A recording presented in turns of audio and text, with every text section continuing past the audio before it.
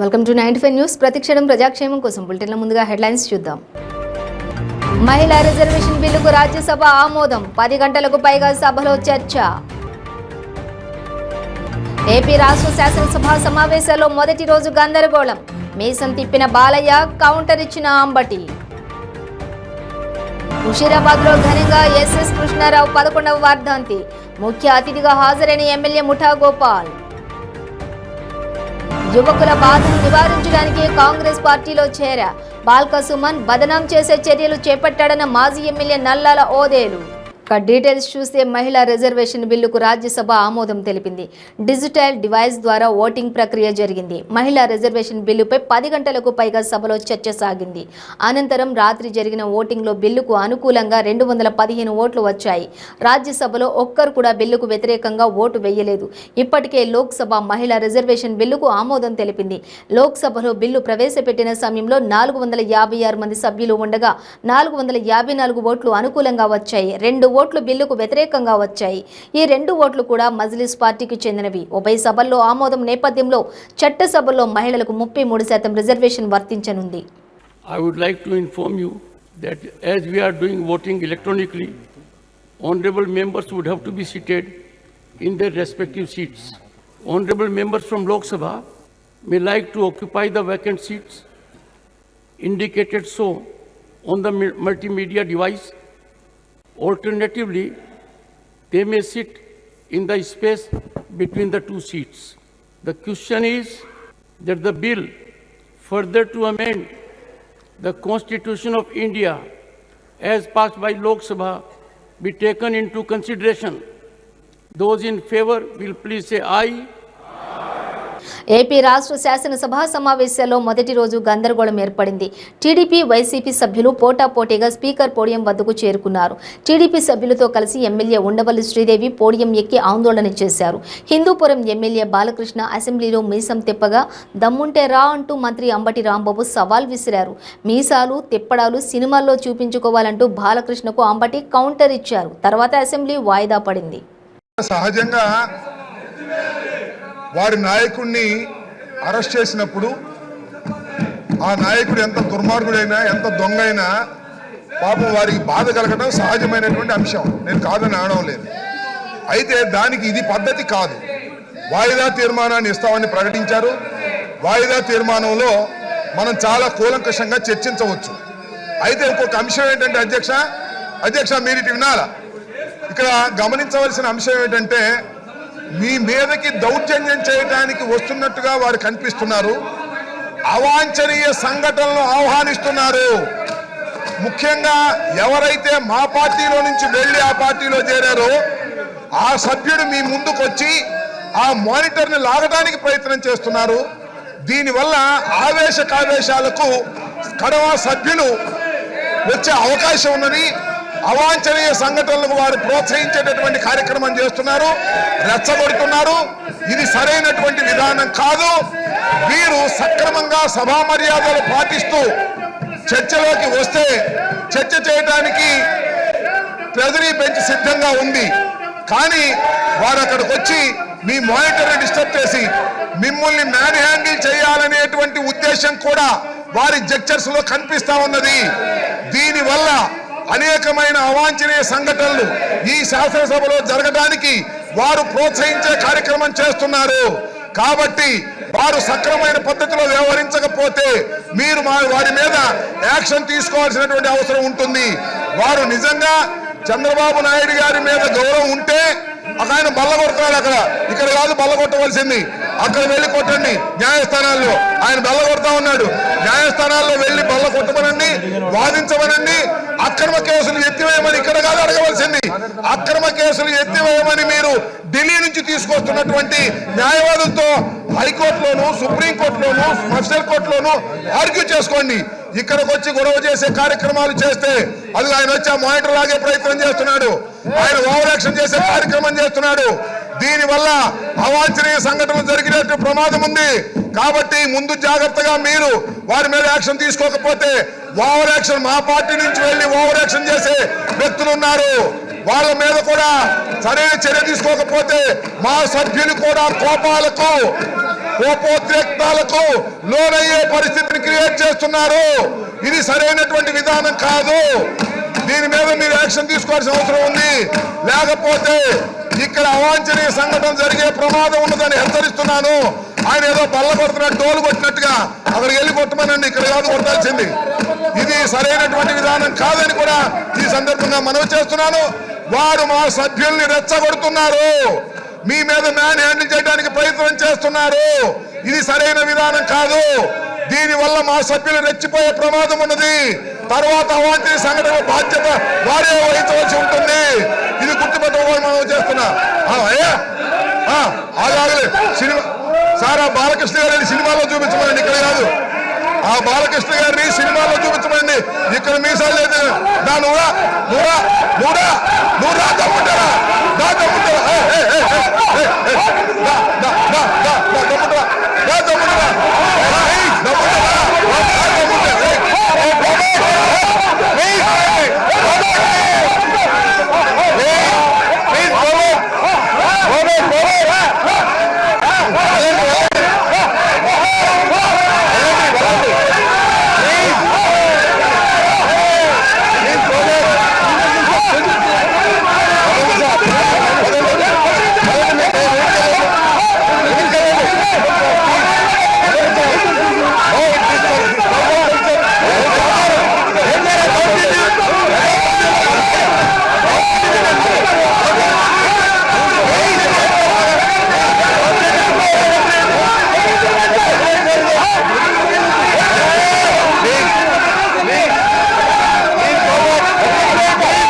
Greater Hyderabad Congress committee united APCC secretary SS Krishnarao 11వ వర్ధంతిని ముషీరాబాద్ గాంధీనగర్ డివిజన్లో ఘనంగా నిర్వహించారు. ఈ కార్యక్రమానికి ముఖ్య అతిథిగా ఎమ్మెల్యే ముఠా గోపాల్, మాజీ పార్లమెంటు సభ్యులు అంజనీ కుమార్ యాదవ్ విచ్చేసి పూలను విసి శ్రద్ధాంజలి ఘటించారు. ఈ సందర్భంగా కాంగ్రెస్ సీనియర్ నాయకులు కెన్నెడి రాజు మాట్లాడుతూ నాడు ఇందిరమ్మ హయాంలో ఇక్కడి బస్తీ వాసులకు ఇందిరమ్మ ఇళ్లను ఇప్పించారని గుర్తు చేశారు.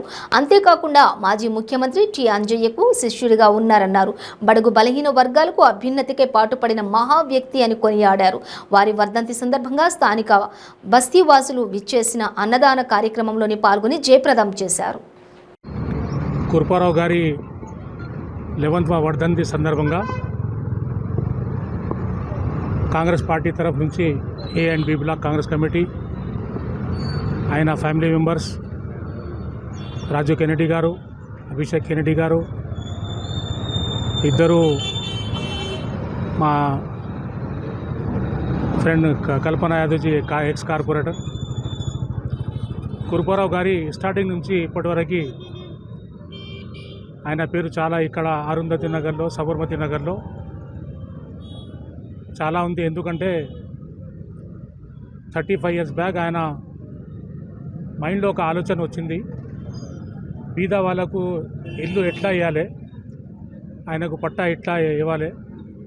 దాని గురించి ఆయన ఒక్కటే కలెక్టర్ ఆఫీస్ కానీ ఎంఆర్ఓ ఆఫీస్ కానీ తిరిగి దాదాపు 500 మందికి ఆయన ఇల్లు పంపించడం జరిగింది. కృపారావు గారి 11వ వర్ధంతిని జరిపించుకుంటున్న అరుంధతి నగర్, సాబర్మతి నగర్ వాసులకు మీ అందరికీ మా కుటుంబం నుండి కృతజ్ఞతలు తెలుపుతున్నాను. మా నాన్నగారు కృపారావు గారు ఎన్నో బస్సులు నిర్మించారు. పట్టాల విషయంలో కానీ, లోన్ల విషయంలో కానీ ప్రతి ఒక్కరికి సహాయపడ్డారు. అలనాడు టీఎన్జే ముఖ్యమంత్రి ఉన్నప్పుడు ఆయన శిష్యుడిగా ఉండి సరోజిని పుల్లారెడ్డి గారి ఆధ్వర్యంలో వీళ్ళందరికీ పట్టాలు ఇవ్వడం జరిగింది. ఈరోజు పి జనార్దన్ రెడ్డి గారు గుర్తించి, కోదన్ రెడ్డి గారు గుర్తించి అతనికి సిటీ ప్రెసిడెంట్ ఇచ్చారు. సిటీ ప్రెసిడెంట్ కూడా 8 సంవత్సరాలు ప్రభుత్వానికి, తెలుగుదేశం ప్రభుత్వానికి వ్యతిరేకంగా ప్రజలకు న్యాయం జరిగేలాగున ఎన్నో ధర్నాలు జరిపి వారికి న్యాయం జరిపించాడు. ఈరోజు కాంగ్రెస్ ప్రభుత్వం మమ్మల్ని గుర్తించాలని కూడా మేము కూడా ఆశావాలుగా ఉంటామని, గుర్తించాలని ప్రాధేయపడుతున్నాను.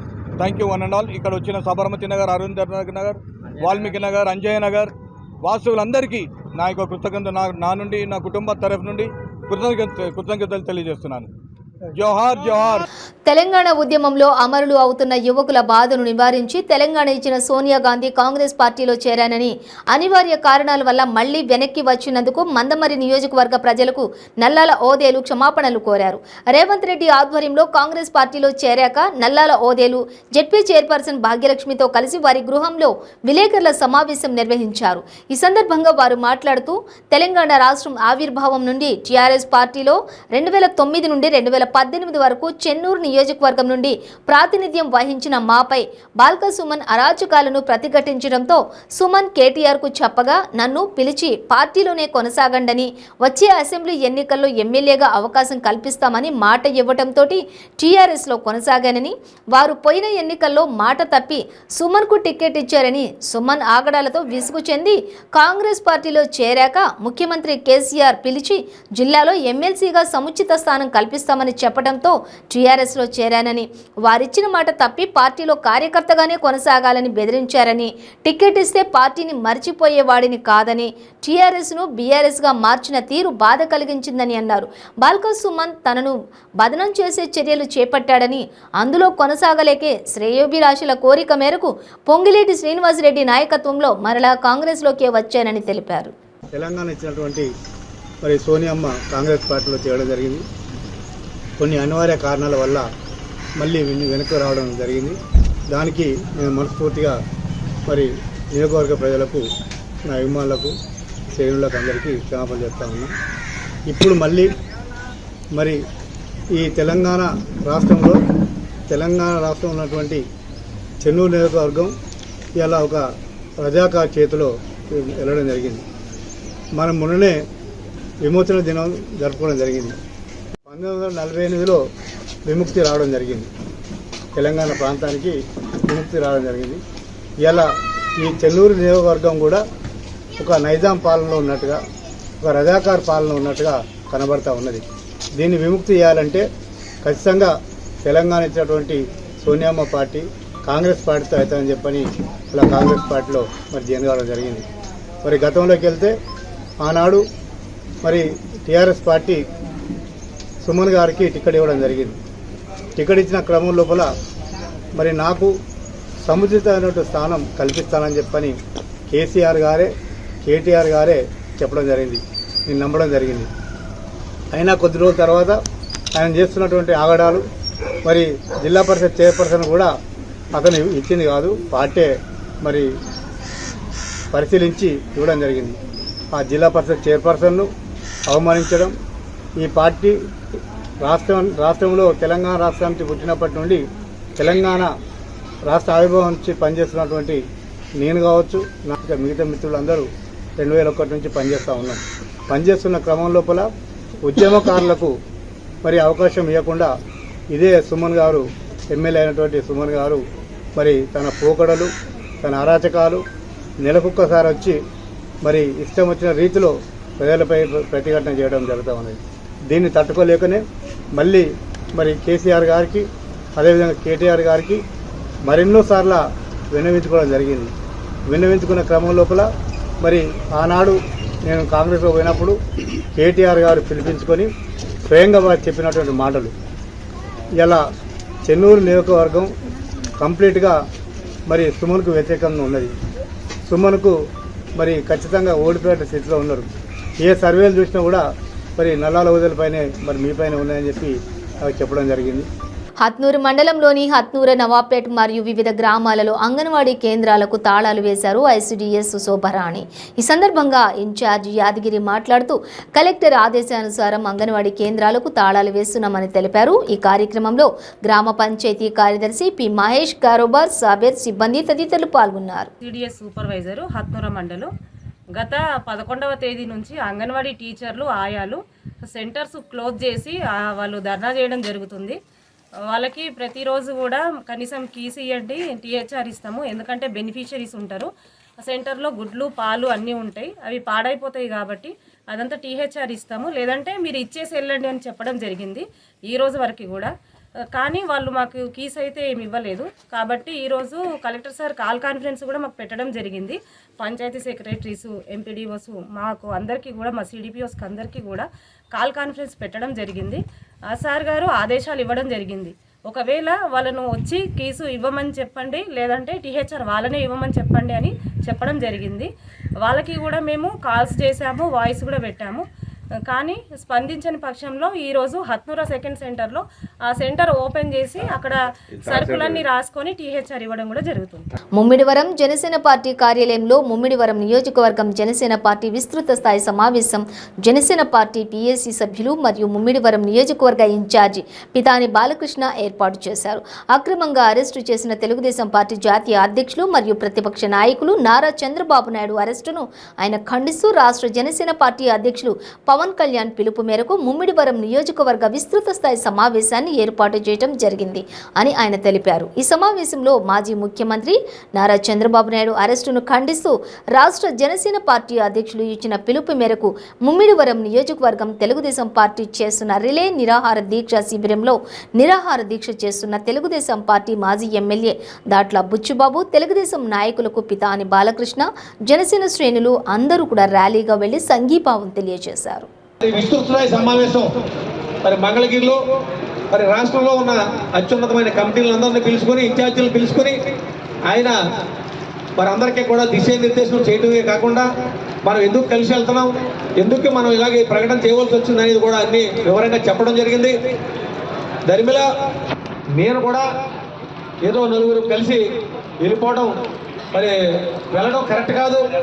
ఎందుకంటే నియోజకవర్గంలో ఉన్న నా పార్టీ, నా జనసేన పార్టీ శ్రేణులందరికీ కూడా, నా కేడర్ అందరికీ కూడా ఈ విషయాన్ని తెలిపి ఇక్కడి నుంచి మీ అందరి ఆశీర్వాదంతో, మీ అందరి సంఘీభావంతో మనందరం కూడా కలిసి వెళ్ళాలని ఉద్దేశించి ఈవేళ ఏదో శుభదినమని ఈ రోజున ఈ కార్యక్రమం పెట్టడం జరిగింది. ఈ కార్యక్రమానికి ఎంత వర్షం వచ్చినప్పటికీ కూడా మరి ఎంతమంది రావడం కూడా చాలా గొప్ప కార్యక్రమం. ఈ జనసేన పార్టీకి ఒక్కదానికే సాధ్యం. ఎందుకంటే ఏ పార్టీకి కూడా ఇంకొక పార్టీ ఏదైనా మీటింగ్ పెడితే ఇందులో సగం జనం కూడా రారు, ఉన్న క్లైమేట్ని బట్టి, వాతావరణం బట్టి. మరి ఎంత జనం వచ్చి మరి జనసేన పార్టీ శ్రేణులు అందరూ కూడా ఇక్కడికి విచ్చేసి మరి మీరు ఈ కార్యక్రమానికి ఏ ప్రజలు చేసినందుకు ప్రతి ఒక్కరికి కూడా పేరు పేరున మీ అందరికీ కూడా పాదాబోధన చేస్తా ఉన్నాం.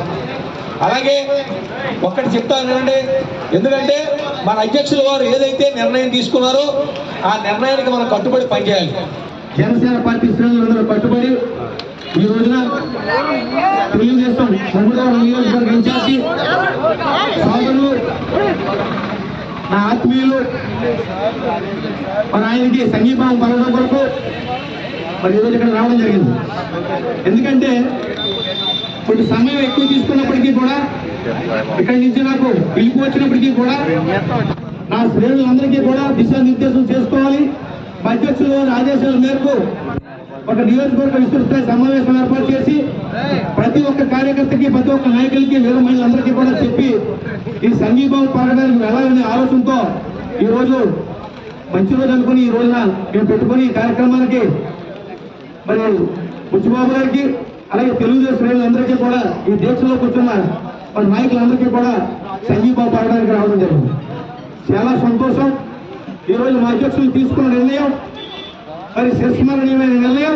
ఎందుకంటే ఒక అవినీతికి మరి తాత్కాలికంగా మిగిలిన ఈ జగన్మోహన్ రెడ్డి 16 నెలలు జైల్లో ఉన్న ఈ జగన్మోహన్ రెడ్డి వీళ్ళందరినీ కూడా మీరు కూడా జైలు జీవితం గడిపారని అనిపించడం కోసం ఒక సీనియర్ నాయకులు 14 సంవత్సరాలు ముఖ్యమంత్రి చేసిన మరి చంద్రబాబు నాయుడు గారిని మరి పరిపాలన దక్షుడిగా పేరు సంపాదించుకున్న ఆయన్ని మరి ఎలాంటి రుజువులు లేకుండా, ఎలాంటి నోటీసులు లేకుండా మరి ఆయన్ని అరెస్ట్ చేయడం అనేది చాలా బాధాకరం.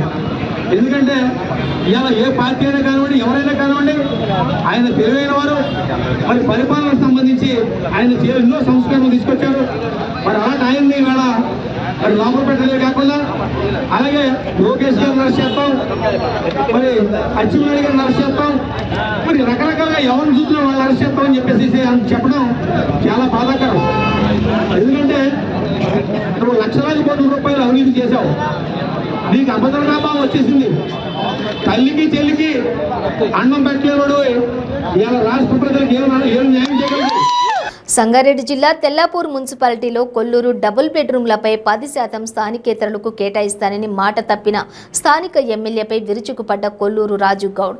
కొల్లూరులో 12, 13 వార్డులలో డబుల్ బెడ్రూమ్లు పంపిణీ చేయడం జరిగిందని, ఈ డబుల్ బెడ్రూమ్ల విషయంలో స్థానిక కౌన్సిలర్లకు ఇన్విటేషన్ ఇవ్వటం, అలాగే పంపిణీల రోజు ఉదయం హౌస్ అరెస్టు చేయటం ఆనవాయితీగా మారిందని కొల్లూరు రాజు గౌడ్ అన్నారు. స్థానిక కౌన్సిలర్స్ని అరెస్టులు చేయటంలో ఆంతర్యం ఏంటని, ఎందుకని మమ్మల్ని అరెస్టులు చేస్తున్నారన్నారు.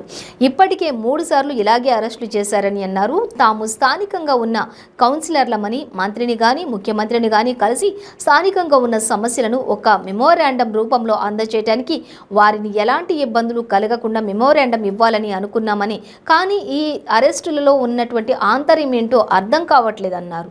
ఈరోజు కొల్లూరు గ్రామంలో 12, 13 వార్డులలో డబుల్ బెడ్రూమ్ ఇవ్వడం జరిగింది. మరి స్థానికంగా ఎవరైతే కౌన్సిలర్స్ ఉన్నారో స్థానికంగా ఉన్న కౌన్సిలర్స్ వారికి ఇన్విటేషన్ ఇవ్వడం జరిగింది. ఇది మూడో విడతకు ఇన్విటేషన్ ఇవ్వడం, పలక పేరు వేయడము, ప్రోగ్రాం చేయడం జరుగుతుంది. కానీ పొద్దున్న 6 గంటల వరకు టాస్క్ ఫోర్స్ వాళ్ళు వచ్చి, పోలీస్ డిపార్ట్మెంట్ వచ్చి హౌస్ అరెస్ట్ చేయడము, ఒక మనిషిని రానియకపోవడం, ఒక మనిషిని పోనీయకపోవడము, ఇది ఎంతవరకు కరెక్టు? అంటే ఇది ఎవరి గురించి డబల్ బెడ్రూము వాళ్ళు ఇచ్చేది ఎవరి గురించి ఈ డబల్ బెడ్రూమ్ ఇవ్వడము? అంటే ఏం భయం? అంత భయం ఏముంది? స్థానిక కౌన్సిలర్లకు భయపడవలసిన అవసరం ఏమున్నది? అరెస్ట్ చేయించవలసిన అవసరం ఏమున్నది? దీని మీద ఇప్పటివరకు ఫస్ట్ సీఎం గారు వస్తే ఆ రోజు మా బాధలేందో చెప్పుకుందాం, ఒక 5 నిమిషాల టైము, వారి స్థానికంగా ఉన్న వాళ్ళము ఎలాంటి లొల్లి చేయకుండా మేము ఆయనకు మా సమస్యల మీద ఒక మెమోరాండం ఇద్దామని అనుకున్నాము. ఆ రోజు గిట ఎంతోమంది 100 మంది పోలీసులతో అందరిని అరెస్ట్ చేయడం జరిగింది. తర్వాత రెండోసారి ఇక్కడ మన జిల్లా మినిస్టర్ గారు హరీష్ రావు గారు వచ్చి, ఆయన వచ్చిన రోజు గిట మరి అరెస్ట్ చేయడం జరిగింది. మరి ఈ రోజు గిట అదే హరీష్ రావు గారు ఈ రోజు గిట వచ్చిండు. మరి కనీసం ఆయన గిట ఒక మంత్రి గారు మరి స్థానికంగా ఏం సమస్యలు ఉన్నాయి, ఏమున్నాయి, మేమేం పోరాటాలు చేస్తలే, మేము దీక్షలు చేస్తలే, ఎలాంటి గడబడులు చేయట్లేదు, కనీసం మేము ఆయన మంత్రి గారు కలిసి మా స్థానికంగా ఎవరైతే స్థానికులు అర్హులు ఉన్నారో వారికి డబుల్ బెడ్రూమ్ ఇవ్వాలి అని ఆయనను కలిసి చెప్పుకొని, మరి స్థానికంగా మాకిట హక్కు ఉంటుంది, ఆయనకి ఎంత హక్కు ఉన్నదో ఆయనకంటే 100 రెట్లు ఇక్కడ స్థానికంగా ఉన్నలో మాకు హక్కు ఎక్కువ ఉంటుంది కాబట్టి మేము పోవాలి. కానీ వాళ్ళకు చేతగాక స్థానిక ఎమ్మెల్యేకు దమ్ము ధైర్యం, ఎలాంటి దమ్ము ధైర్యం లేదు మాట్లాడడానికి. కేవలం పోలీస్ ప్రొడక్షన్, ఆయన చేసేది ఏం లేదు. పోలీసు వాళ్ళని పెట్టి మమ్మల్ని హౌస్ అరెస్ట్ చేస్తే ఆయన అట్లా ఆడుండి ఆ డబుల్ బెడ్రూమ్ పంచుకొని పోతున్నాడు. కానీ మరి స్థానికులు ఉన్నారు, స్థానిక సమస్యల మీద మీ సమస్య ఏముందో అని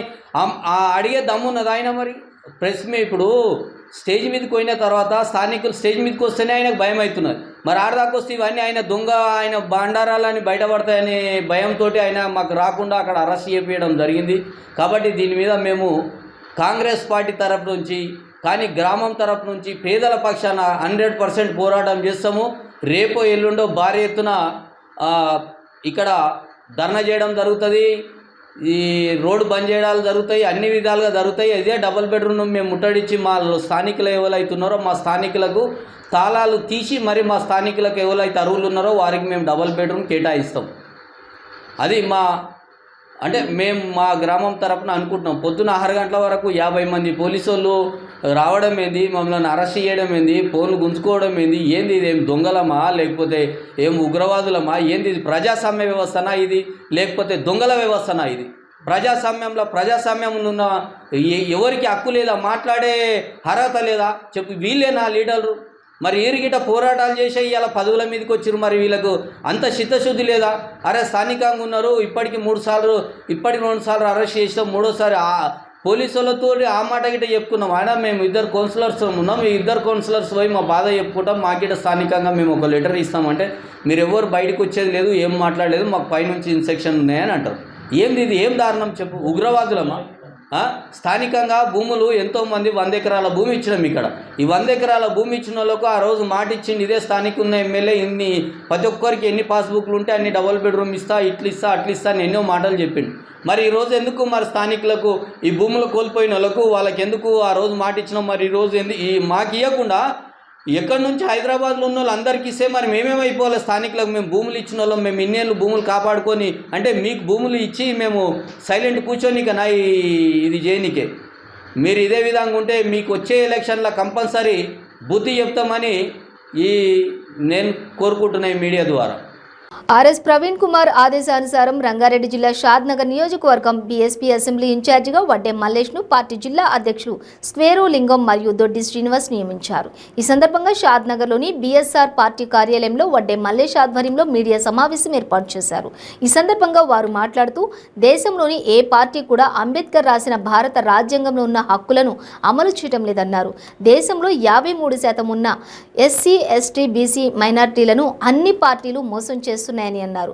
బహుజనులకు 60 నుండి 70 సీట్లు ఇవ్వడానికి మేము సిద్ధంగా ఉన్నామని తెలిపారు. ఏం డిసిజన్ తీసుకున్నది? మహిళలకు 33% రిజర్వేషన్లు ప్రకటించింది. మరి ఆ క్యాబినెట్ మినిస్టర్లు ఎవరున్నారు అంటే మనకు జీరో అవేర్నెస్, అంటే మీకు కాదు ప్రజలకు జీరో అవేర్నెస్. మరి జీరో అవేర్నెస్ అంటే ఆ క్యాబినెట్ పదవి హోదా ఉన్న మినిస్టర్లకే ఆ చట్టం చేయడానికి వస్తుంది, ఆ జీవో చేయడానికి వస్తుంది. కనుకనే ఆ చట్టసభలలో మన క్యాబినెట్ మినిస్టర్లు ఉండరు, మన బీసీ సామాజిక వర్గానికి సంబంధించిన వాళ్ళు. కనుక అక్కడ నీ ప్రజలకు కావాల్సిన చట్టం జరగదు, నీ ప్రజలకు కావాల్సిన జీవో జరగదు. ఈరోజు ఉదాహరణ చూసుకోండి, బీజేపీ గవర్నమెంట్ వచ్చినాక రాష్ట్రంలో కావచ్చు, దేశంలో కావచ్చు, ఇంతకు ముందుకు రిజర్వేషన్లు ఒక విధంగా ఉండే. రోజు 2.5% ఉన్న ప్రజలకు ఈరోజు రిజర్వేషన్ ఎంత ఇచ్చిండు? ఈ డేర్ తోటి 10% ఇచ్చిండు. అంటే మీరు చూడండి, ఈ తెలంగాణ రాష్ట్రంలో బీసీలు అనేక విధాలుగా ధర్నాలు, రస్తరోకలు చేస్తున్నారు. పట్టణ ప్రజల చిరకాల వాంఛ అయినటువంటి జీవో నెంబర్ 76 అధికార పార్టీకి కాసులు కురిపించే కల్పవృక్షంలో మారిందని బీఎస్పీ రాష్ట్ర ప్రధాన కార్యదర్శి ఎర్రా కామేష్ ఆరోపించారు. కొత్తగూడెం క్లబ్లోని ఏర్పాటు చేసిన విలేకరుల సమావేశంలో ఆయన మాట్లాడుతూ 76 జీవో ప్రకారం జరుగుతున్న దోపిడీని పలుమార్లు ప్రభుత్వం దృష్టికి, జిల్లా అధికారుల దృష్టికి తీసుకుని వచ్చినట్లు తెలిపారు. కొత్తగూడెం నడిపొడ్డున ఉన్న రైతు బజార్ స్థలంలోని 2 ప్రజాప్రతినిధులు, వారి కుటుంబ సభ్యులు ఎండి యూసఫ్, షాహేరా పేర్ల మీద 480 గజాలు, మోరే భాస్కర్, పార్వతి పేర్ల మీద 480 గజాలకు ఇంటి నెంబర్లు తీసుకుని రెవెన్యూ అధికారులను తప్పుదోవ పట్టించే విధంగా ఇంటి పట్టాల కోసం దరఖాస్తులు చేసుకున్నారని అన్నారు. ప్రభుత్వ ఖాళీ స్థలానికి ఇంటి పట్టా పొందేందుకు దొంగ డాక్యుమెంట్లు సృష్టించి ఇల్లు లేని ప్రాంతంలో అక్కడ ఇళ్లు ఉన్నట్లుగా ఆ స్థలాలను వేరే వారి నుంచి కొనుగోలు చేసినట్లు నకిలీ పత్రాలు సృష్టించారని అన్నారు. కొత్తగూడెం పట్టణంలో ఏదైతే గత కొన్ని ఏళ్లుగా నివాసం ఉంటున్నటువంటి వాళ్ళ కోసం ఇంటికి యాజమాన్య హక్కు కల్పించాలని చెప్పి ఏదైతే 76 జీవో ప్రవేశపెట్టిందో ఆ జీవో మొదటి నుండి కూడా వివాదాస్పదంగానే కొనసాగుతుంది. ఎందుకంటే డబ్బులు ఉన్న వాళ్ళకే ఇంటి పట్టాలు చేస్తున్నాయని చెప్పి, నిజమైన నిరుపేదలకి చాలా మందిని కూడా రిజెక్ట్ చేస్తున్నాయని చెప్పి ఆరోపణలు ఉన్నాయి. ఏదైతే ఈ 76 జీవో ఉందో అధికార పార్టీ నాయకులకి డబ్బులు తీసుకొచ్చే ఒక పథకంగానే దాన్ని ఉందని చెప్పి అధికార పార్టీ నాయకులు కొత్తగూడెం మున్సిపల్ పరిధిలో ఎక్కడైతే ఖాళీ స్థలాలు ఉన్నాయో వాటిని కబ్జాలు చేసి దొడ్డిదారిన మున్సిపాలిటీలో నెంబర్లు తీసుకొని పట్టాలు చేయించుకుంటున్నాయని చెప్పని కూడా మొదటి నుంచి కూడా మేము కూడా ఆరోపిస్తున్నాం. కానీ ఇప్పటి వరకు మేము చాలా విషయాలు కూడా ప్రభుత్వం దృష్టి తీసుకొచ్చినా కూడా ప్రభుత్వం స్పందించలేదు. సంగారెడ్డి జిల్లా పటాన్చేరు మండలం రుద్రారం గ్రామంలో శ్రీ శివాజీ యువజన సంఘం సభ్యుల పిలుపు మేరకు స్థానిక సర్పంచ్ సుధీర్ రెడ్డి అన్నదాన కార్యక్రమం నిర్వహించారు. అనంతరం వారు మాట్లాడుతూ సాంస్కృతిక సాంప్రదాయాలకు ప్రతీక వినాయక చవితి నవరాత్రులు అని అన్నారు. యువత చెడు మార్గం నుంచి మంచి మార్గం అలవరుచుకోవాలని, ఐక్యమత్యంతో జీవించాలని కోరారు. వివిధ సాంస్కృతిక సాంప్రదాయ కార్యక్రమాలతోటి మరియు భజన సంకీర్తనలతోటి పూజలు నిర్వహించాలని అన్నారు. మరియు రుద్రారం గ్రామ ప్రజలు సుఖశాంతి తోటి అష్టైశ్వర్యాలతోటి ఆ గణనాథుని ఆశీర్వాదంతో చల్లగా ఉండాలని కోరారు. ఈరోజు గణపతి నవరాత్రోత్సవ సందర్భంగా మన రుద్రారం గ్రామంలో శివాజీ యూత్ అసోసియేషన్ తరఫున ఈరోజు అన్నదానం చేయడం జరిగింది. ఈ కార్యక్రమానికి అనేక మంది భక్తులు ఇచ్చేసి అన్నదాన తీర్థప్రసాదాలు తీసుకొని వెళ్తున్నారు. ముఖ్యంగా శివాజీ యూత్ వాళ్ళ సభ్యులకు, యువజన సంఘం ప్రతి ఒక్కరికి పేరు పేరున ఇక్కడికి ఇచ్చేసినటువంటి ప్రతి ప్రజాప్రతినిధికి, యువకులకు, మహిళలకు, అందరికీ, ప్రజలందరికీ కూడా మా గ్రామం తరఫున ధన్యవాదాలు తెలియజేస్తూ, ఇలాగే గణపతి మా గ్రామం పైన, మన రాష్ట్రం పైన, మన దేశం పైన ఎప్పుడు చల్లగా ఉండాలని చెప్పి, సుభిక్షంగా ఉండాలని చెప్పి కోరుకుంటున్నాను భగవంతుని. ఈ అవకాశం ఇచ్చినందుకు శివాజీ యూత్ అసోసియేషన్ వారికి ప్రత్యేకంగా ధన్యవాదాలు తెలియజేస్తున్నాను. బులెటిన్ ముగించే ముందు హెడ్లైన్స్ మరోసారి. మహిళా రిజర్వేషన్ బిల్లుకు రాజ్యసభ ఆమోదం, 10 గంటలకు పైగా సభలో చర్చ. ఏపీ రాష్ట్ర శాసనసభ సమావేశాల్లో మొదటి రోజు గందరగోళం, మీసం తిప్పిన బాలయ్య, కౌంటర్ ఇచ్చిన అంబటి. ముషీరాబాద్లో ఘనంగా ఎస్ఎస్ కృష్ణారావు 11వ వర్ధంతి, ముఖ్య అతిథిగా హాజరైన ఎమ్మెల్యే ముఠా గోపాల్. యువకుల బాధను నివారించడానికి కాంగ్రెస్ పార్టీలో చేరా బాల్క సుమన్, బదనాం చేసే చర్యలు చేపట్టాడన్న మాజీ ఎమ్మెల్యే నల్లాల ఓదేలు. ఇవి బులెటిన్ డీటెయిల్స్. చూస్తూనే ఉండండి 95 న్యూస్.